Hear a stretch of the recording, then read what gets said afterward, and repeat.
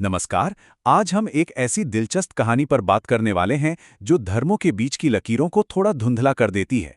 हम उन शक्तिशाली देवियों की दुनिया में चलेंगे जो हिंदू धर्म और बौद्ध धर्म, इन दो महान परंपराओं के बीच एक पुल का काम करती हैं।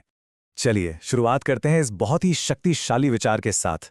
ये देवी गीता का एक श्लोक है जो एक हिंदू ग्रंथ है, और ये हमें सीधे सीधे एक ऐसी दिव्य शक्ति की बात बताता है जो हर जगह है, हर चीज में है।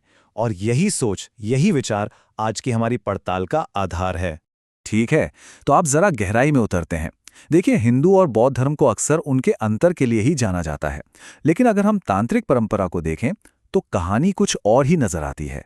यहाँ पर आपको बहुत सारी समानताएं मिलेंगी, यहाँ तक कि देवी देवता और पूजा करने के तरीके भी एक जैसे हैं।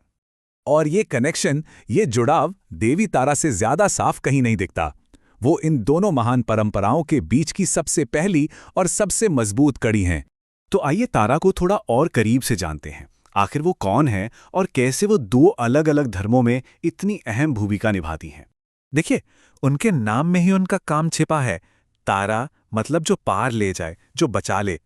और यही बात सबसे जरूरी है कि दोनों धर्म उन्हें इसी नजर से देखते हैं, एक रक्षक, एक उद्धारक के रूप में। अब यहां देखिए, यह कितना दिलचस्प है। बौद्ध धर्म में वो एक बोधिसत्व हैं, मतलब वो जिन्होंने दूसरों की मदद के लिए अपना निर्वाण तक टाल दिया है।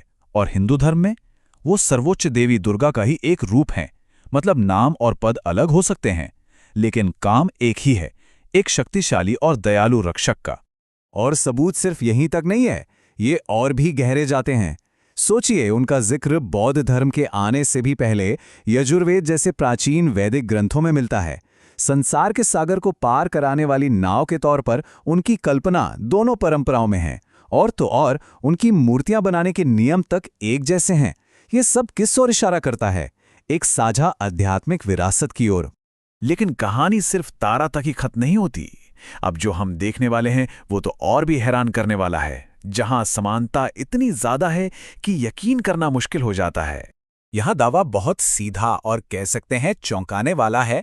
बौद्ध देवी वज्र योगिनी और हिंदू देवी छिन्नमस्ता असल में एक ही हैं, सिर्फ मिलती जुलती नहीं बल्कि बिल्कुल एक जैसी हैं। और ये तस्वीर इस गहरे कनेक्शन को साफ साफ दिखाती है। दोनों देवियों का धड़ सिर के बिना है। एक हाथ में वो अपना ही कटा हुआ सिर थामे हुए हैं और अपना ही खून पी रही हैं। ये एक बहुत ही खास और शक्तिशाली छवि है। अब सवाल ये उठता है कि आखिर ये कैसे मुमकिन है कि दो अलग अलग धर्मों में एक ही इतनी जटिल और उग्र देवी की कल्पना की गई हो।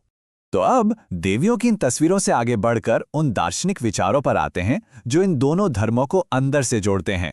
क्योंकि ये कनेक्शन सिर्फ मूर्तियां और कहानियों तक ही सीमित नहीं है, ये और भी गहरा है।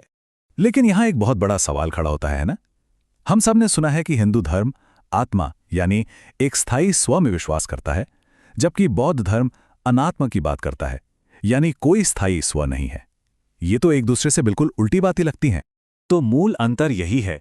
एक तरफ हिंदू धर्म का लक्ष्य उस स्थायी ऊंचे स्व यानी आत्मा को पाना है, वहीं दूसरी तरफ बौद्ध धर्म इस विचार को ही खारिज करता है कि ऐसा कोई स्थायी स्व है भी।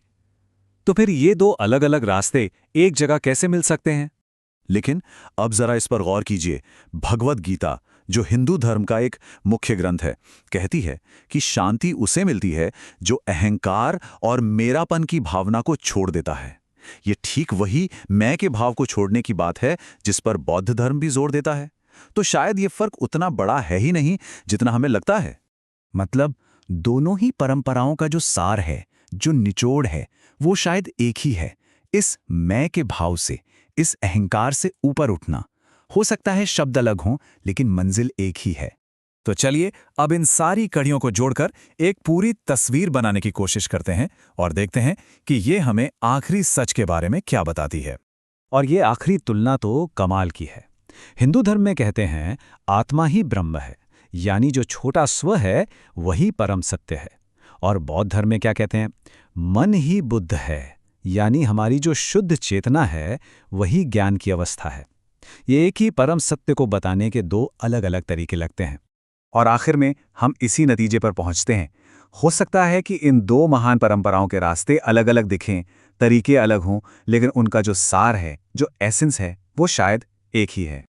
और हम आपको इसी एक सवाल के साथ छोड़कर जा रहे हैं कि अगर देवियां एक हैं, लक्ष्य एक है और परम सत्य का सार भी एक जैसा है, तो ये खुद सत्य के बारे में हमें क्या सिखाता है? क्या सच के कई चेहरे हो सकते हैं? इस पर जरूर सोचिएगा। हमारे साथ जुड़ने के लिए धन्यवाद।